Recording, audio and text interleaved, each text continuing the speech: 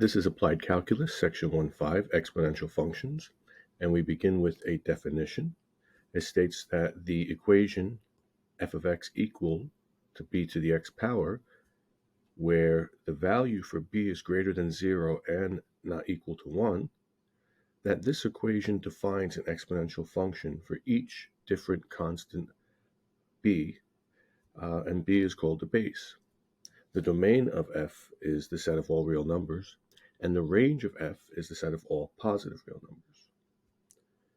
This first example down below is just to simply distinguish the difference between an exponential function and a polynomial function.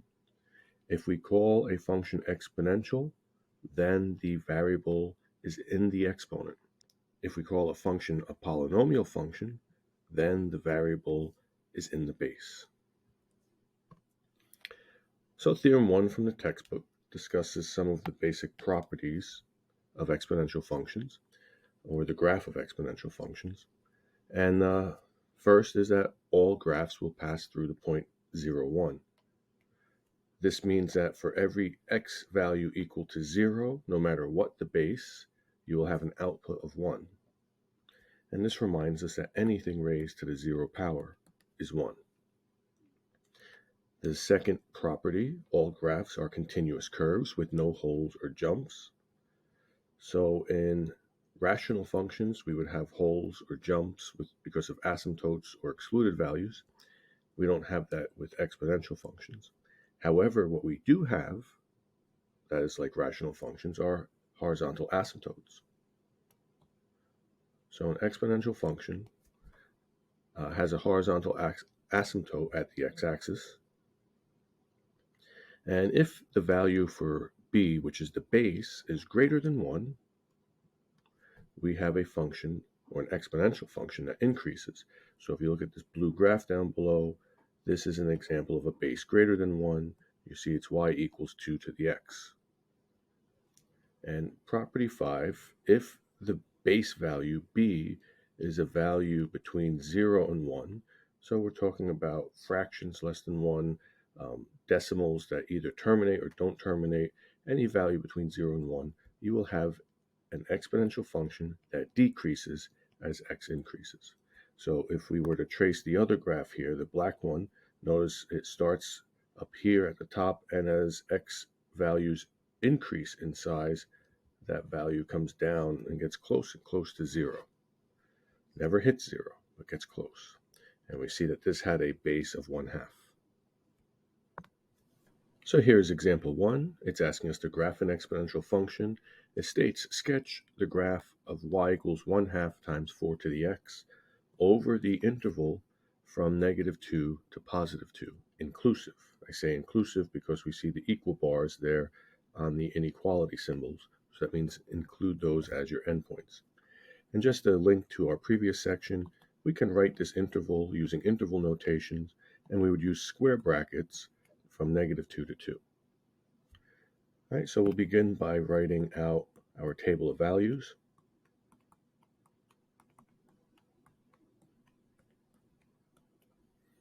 And we'll calculate each y value. So we take y equals 1/2 times 4 to the x, but we're plugging in -2 for x, and just a property of negative exponents. A negative exponent means reciprocal.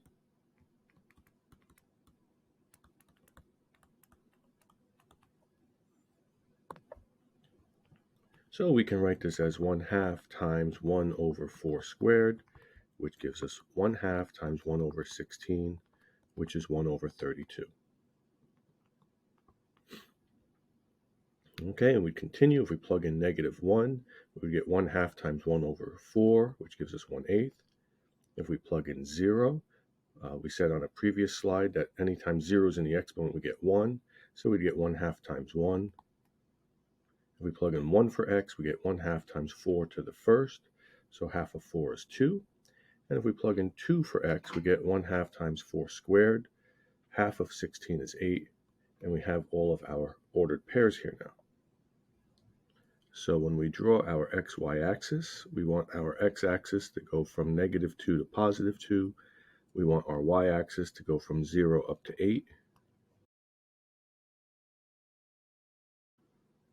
And we take our ordered pairs. At -2, we're very close to 0. At -1, we're at 1/8, very close to 0. At 0, we're at 1/2. At 1, we go up to 2. And at 2, we jump up to 8. And if we connect these, this is just a likeness of our graph. Theorem 2, properties of exponential functions. For a and b positive, where a is not 1 and b is not 1, and x and y are real numbers, we have these following exponent laws. Anytime the bases match and you multiply these two terms together, you add those exponents. Anytime the bases match and you divide those two terms, then you take the top exponent and subtract the bottom. So just to see property or law number 1, 2 to the 3rd times 2 to the 5th, because the bases match.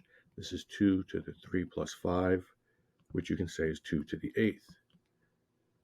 We can also do this with variables.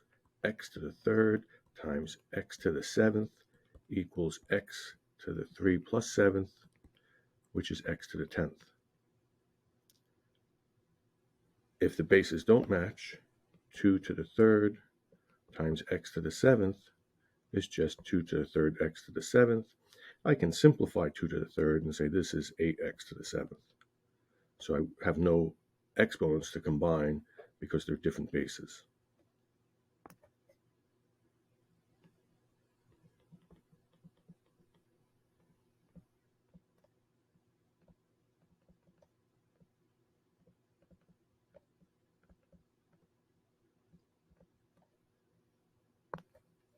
Continuing with exponent law number 1, if we are doing division,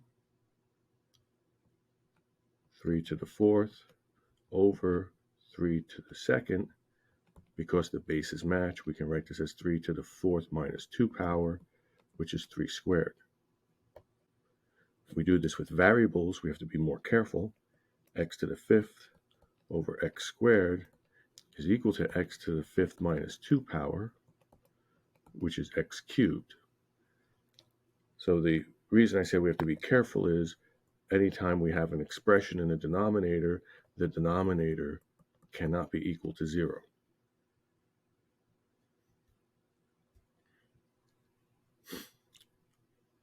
Property number 2, a to the x is equal to a to the y if and only if x is equal to y.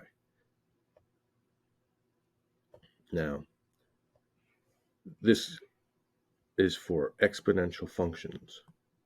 So once we say that, we must make sure the base, or the value for a, is not equal to 1, and it must also be a value greater than 0, because that's how we defined our exponential functions in the first slide. So that's how they would try to make something like this tricky, by saying, did you take into consideration that a satisfies the criteria for the base? A must be greater than 0 and cannot be equal to 1. Why do we not want an exponential base equal to 1? Because 1 raised to any power is 1. So it becomes a horizontal line, which is a constant function, not an exponential function.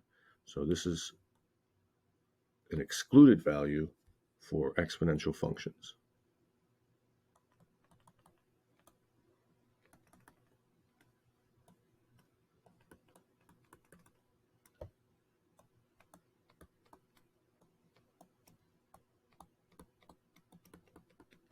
Okay. And the third property here, for x not equal to 0, a to the x is equal to b to the x, if and only if a is equal to b. So they're saying for x not equal to 0, even though x is allowed to be 0 for the domain, we know that all bases raised to the 0 power equal 1. So this would always be true. So property number 3, for x not equal to 0, a to the x is equal to b to the x, if and only if a equals b. This is true. They just give us a scenario where it could not be true. If x is equal to 0, means you have an exponent of 0 anything raised to the 0 power is 1. So then you could potentially have different base values. So they say, except for this one x value, if you have a to the x is equal to b to the x, then a must be equal to b for x values not equal to 0. Okay, so here we're going to talk about base e. Base e is a number in mathematics like pi. It is an irrational number. It can't be represented by a finite decimal or a fraction. However, e could be approximated as closely as we like by evaluating this expression for large values of x. So 2.71828 is usually what you'll see. Just like with pi, you'll usually see 3.1416. Some people like to go further with pi. So we have to stop the decimal at some point, and this is often where you see e get stopped at the second 8, 2.71828. But you can calculate e to as many decimal places as you want using this expression, and that's where e comes from. This is the compound interest expression.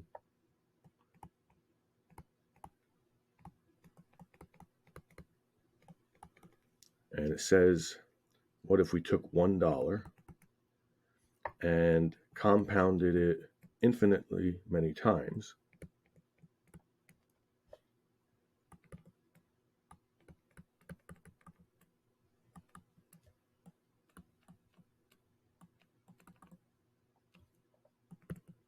In 1 year.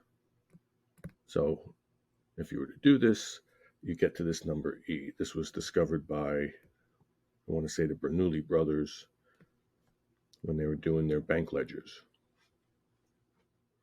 So here we have a definition for an exponential function using e as the base.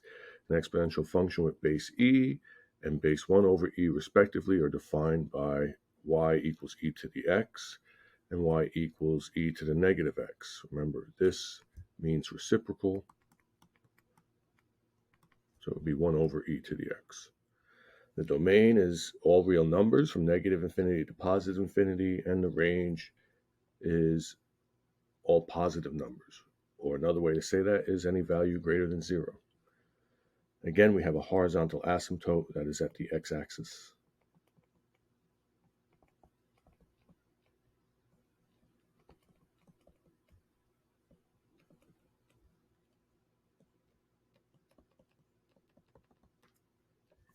And from here we discuss growth and decay functions. Functions of the form y equals c times e to the kt power, where c and k are constants and the independent variable t represents time. They are often used to model population growth, radioactive decay. Note that if t equals 0, then y equals c. So the constant c represents the initial population, or the initial amount. The constant k is called the relative growth rate and has the following interpretation. Suppose that y equals c times e to the kt power models the population of a country, where y is the number of persons and t is the time in years. If the relative growth rate is k equals 0.02, then at any time t, the population is growing at a rate of 0.02 times y persons. That is 2% over the population per year.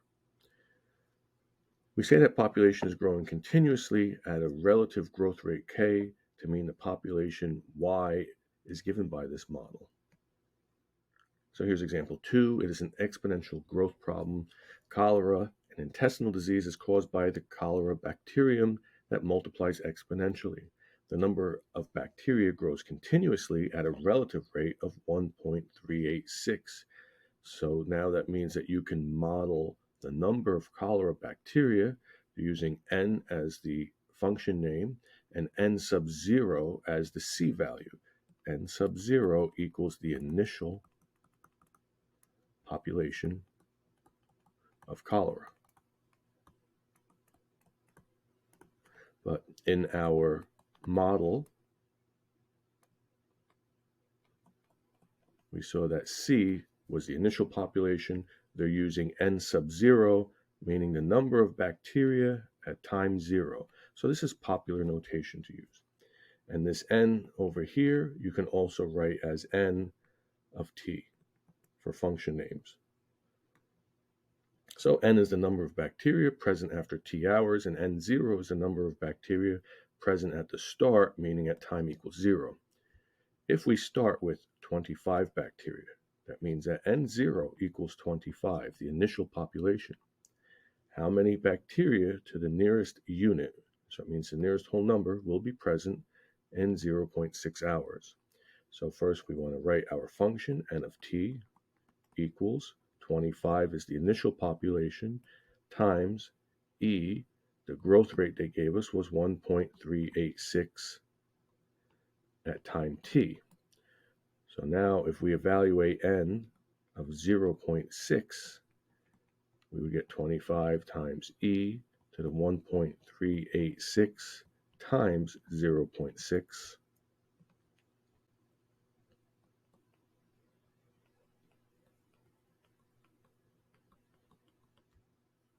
So we're going to type into our calculator 25 times, and then we hit the second key, and above the ln button is a blue e to the x. We choose that. And we're going to type in the exponent 1.386 times 0.6 and hit enter. And we get 57.4. It says round to the nearest unit, so we'll say 57 bacteria. And that is the answer to part A. Part B, we would be evaluating n of 3.5 hours.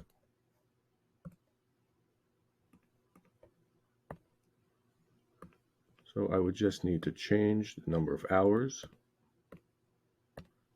and we get 3,197. We're going to round to the nearest whole number.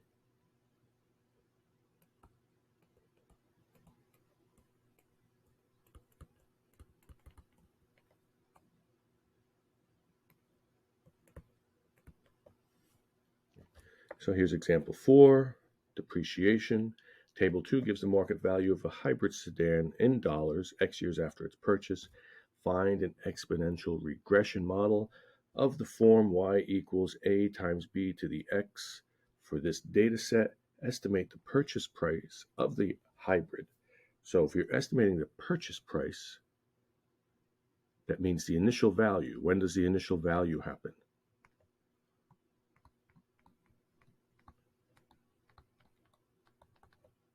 So purchase price equals initial value, and this is t equal to 0. Estimate the dollar value of the hybrid 10 years after its purchase. So we're going to calculate the value at 0 and the value at 10. Round the answers to the nearest dollar. So we're going to the nearest whole number. So to do this, we go back to our calculators, or you can use the GeoGebra web tool that we did in lesson 1.4. We hit Stat, Edit. Let me go back and clear out these lists. So I go back to Stat, and Clear List is option 4. I'm going to hit the second key and the 1 for list 1. Then I put a comma, the second key and 2 for list 2. When I hit enter, those lists are cleared. I can hit Stat again. And when I hit edit, I see my list 1 and list 2 are empty. So list 1, I'll put the X values, 1, 2, 3, 4, 5, 6. Then I hit the right arrow to go over to the L2, which is my Y values, and I'll put in each of these dollar values. Now that we have all of our data entered, we can hit the Stat key again. We're going to go to the Calc menu, so we hit the right arrow key, and if we look at this list, we're looking for an exponential regression. There it is, EXP reg, so that's option 0. We see that the X values are coming from list 1, the Y values from list 2, those are correct. And we come down to calculate and hit enter. So it's telling us that our y equals a times b to the x power is going to be $14,910 times a base of 0.816 raised to the x power.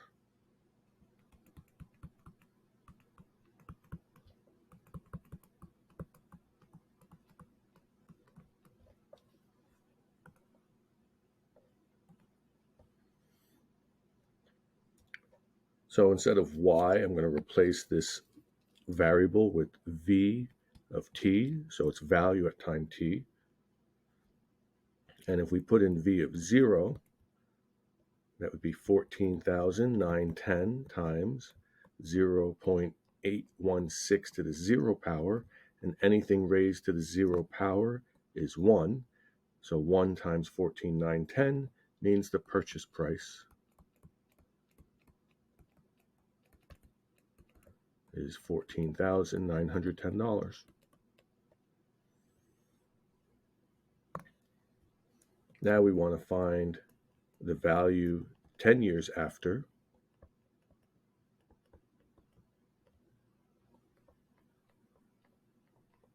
So we're going to multiply 14,910 by 0.816 to the 10th power.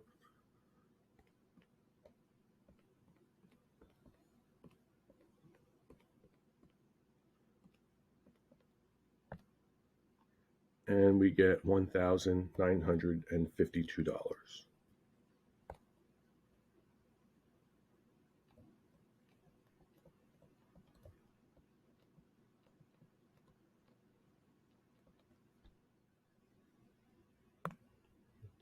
So here we're going to introduce the concept of compound interest.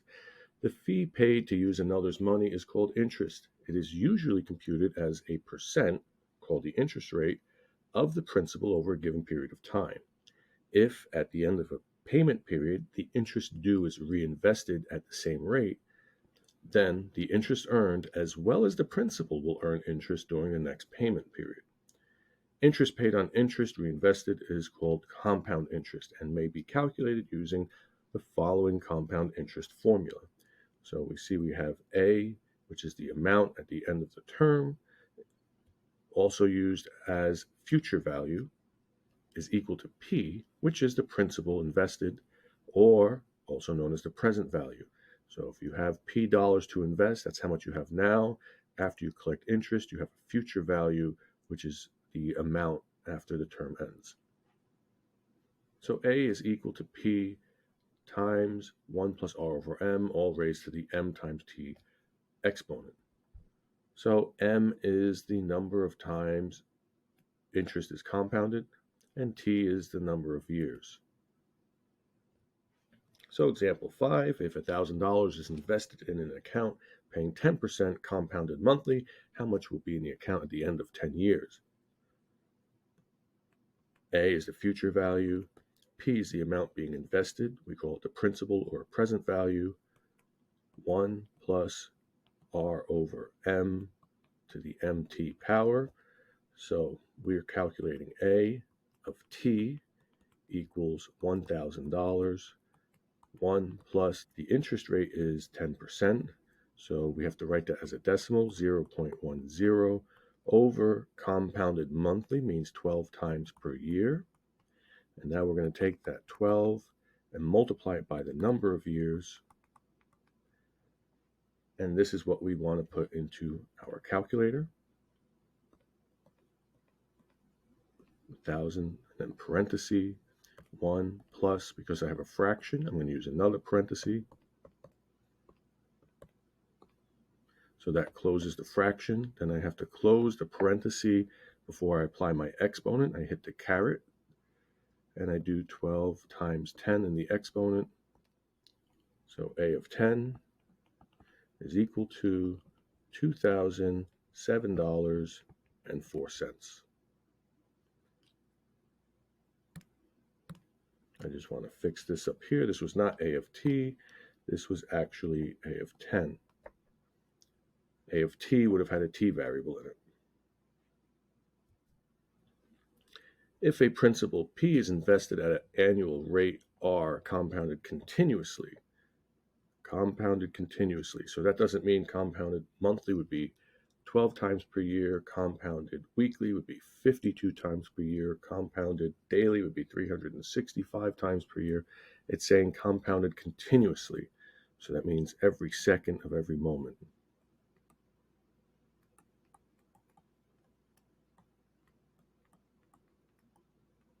Every second of each day it's compounded. Then we would use the formula A equals P times e to the RT, where e is our exponential base. So, example 6, if $1,000 were invested in an account paying 10% compounded continuously, that tells us to use this other formula.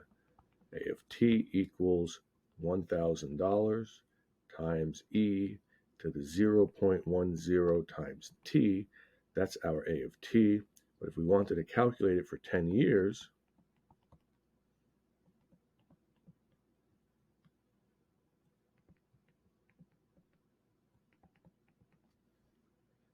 this is what we would enter into our calculator. So 1,000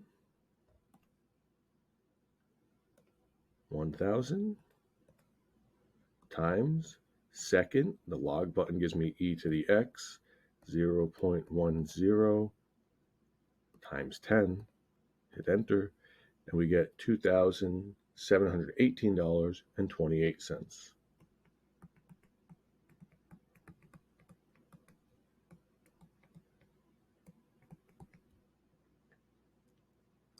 If we compare this number to compounding monthly, 2707, 2718, it wasn't that much of an increase over 10 years. $11 over 10 years, it was $1 more per year average.